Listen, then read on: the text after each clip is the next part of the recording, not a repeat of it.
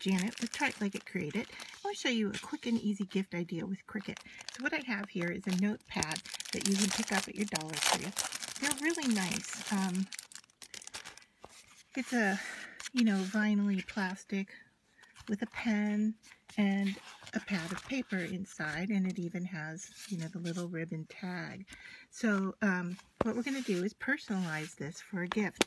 So to begin, I have cut out on my Cricut Maker an initial with a wreath around it, and this was a free cut to me.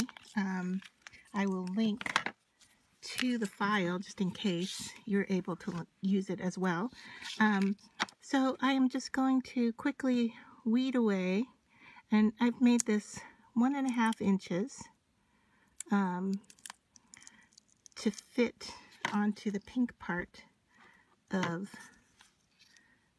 the notepad. So just using a pin, I find that a little bit easier than some of the other tools. So that's what it's going to look like. You just have to weed away 2 pieces. Let's see, I got a speck in there.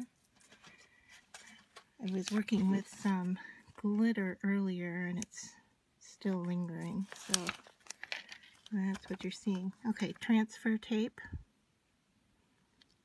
right on top. I'm just going to rub it with my finger. You'll see it actually is working pretty well for me, but a lot of people want to just rip it fast, and that doesn't work well. You want to be gentle with it. Alright, so you want to find your placement. I think I want to do right about here.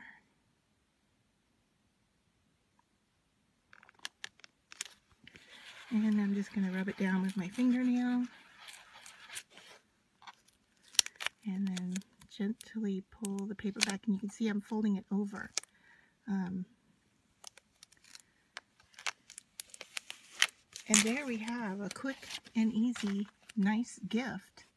Simple, easy to do. So, let me take it out of the glare for you. So there we go.